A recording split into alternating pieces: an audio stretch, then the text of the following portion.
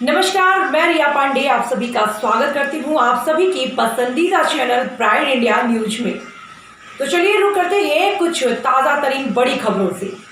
खबरों का सिलसिला लगातार प्राइड इंडिया न्यूज में जारी है। ऐसे में उत्तर प्रदेश चुनाव हसनगंज से आ रही एक और बड़ी खबर।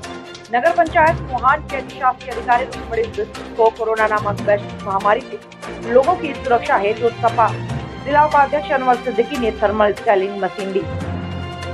इन मशीनों के देने का प्रमुख उद्देश्य यह था कि सुबह नगर पंचायत के कर्मचारी कार्यालय में प्रवेश करने से पहले उनकी थर्मल स्कैनिंग की जाए और अगर सही पाए जाए तो उनको कार्यालय में कार्य हेतु प्रवेश दिया जाए। और एक मशीन सभासद चांद मोहम्मद को दी और उनको बताया कि आप अपने वार्ड के सभी होम क्वारंटाइन किए गए सदस्यों की थर्मल स्कैनिंग करते रहें, जिससे बढ़ते हुए संक्रमण को रोका जा सके और समय रहते इसका इलाज भी कराया जा सके। और अनवर सिद्दीकी ने यह भी बताया कि इस समय हमारा पूरा देश इस महामारी से लड़ रहा है।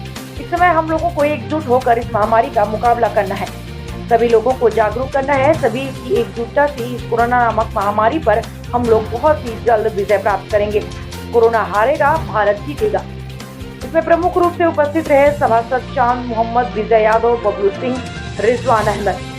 हमारे संवाददाता प्राइड इंडिया न्यूज से जिला क्राइम ब्यूरो प्रवीण मिश्रा की रिपोर्ट। ये नगर पंचायत मोहान में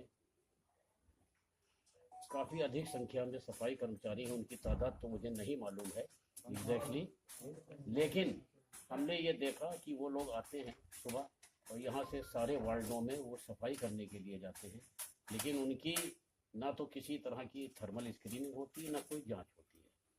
तो क्योंकि ये कोरोना वाली जो महामारी है, इससे लोगों को जागरूक करने के लिए ये मशीन हमने एक तुझ से सीधे नगर पंचायत मोहान की अधिशासी अधिकारी माननीय रुक्मणी बिष्ट जी को दी है कि इसका उद्देश्य ये है कि जो भी सफाई कर्मचारी सुबह आए उनकी थर्मल स्क्रीनिंग हो और उसके बाद उनको वार्डों में भेजा जाए जहाँ पे वो जाके काम करें, और जिसके फीवर है या अगर जिसको जांच में कोई समस्या निकलती है तो उसको वार्डों में ना भेजा जाए।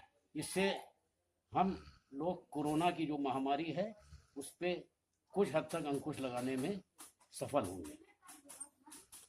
और आप पत्रकार बंधु जो कोरोना वॉरियर्स बन के इस समाज के बीच में आप लोग जो अपना कर्तव्य का निर्वहन कर रहे हैं, आप लोग बधाई के पात्र हैं, क्योंकि ये बहुत बड़ा काम है। ये कोरोना महामारी के बारे में पूरी दुनिया इसके बारे में अब तक पूरी तरह से समझ नहीं सकी है। और जहाँ तक हम अपने देश की बात करते हैं, हमारे देश में 135 करोड़ की जनसंख्या है, जो पूरी दुनिया में चाइना के बाद दूसरे नंबर पे है। और जिस तरह से अमेरिका जैसे देशों का, मैं अमेरिका गया हूँ, अमेरिका जैसे देशों का हाल हुआ है, वो लोग भी बड़े मुगालते में थे, समझ नहीं पाए हैं। और हमारे देश में मैं एक बात से क्षुब्ध हूँ पत्रकार बंधुओं कि हमारे देश में जिस तरह की राजनीति हो रही है, ये समय राजनीति करने का नहीं है। इस समय सारी सरकारों को, चाहे वो केंद्र सरकार हो, चाहे राज्य सरकारें हों, चाहे किसी तरह की कोई राजनीतिक पार्टियां हों, छोटी बड़ी सब, और सारे इस देश के जो नागरिक हैं, इन सबको मिल के कोरोना से लड़ना है। और अगर हम लोग इसी तरह से राजनीति करते रहे तो वो दिन दूर नहीं है कि हम लोग 1918 में एक महामारी आई थी हिंदुस्तान में, जिसको स्पेनिश फ्लू के नाम से जाना जाता था। उस समय 35 करोड़ की आबादी थी, जिसमें पाकिस्तान और बांग्लादेश भी थे इसी हिंदुस्तान के अंदर। उस टाइम 1 करोड़ 80 लाख लोगों की मृत्यु हुई थी इस देश में। तो हमको वो 1918 में जो स्पेनिश फ्लू की महामारी आई थी, वो इसी तरह की महामारी थी। उससे सबक लेके सारे नागरिकों को, सारी सरकारों को, सबको कंधे से कंधा मिलाकर चलना चाहिए, तभी हम इससे छुटकारा पा सकते हैं।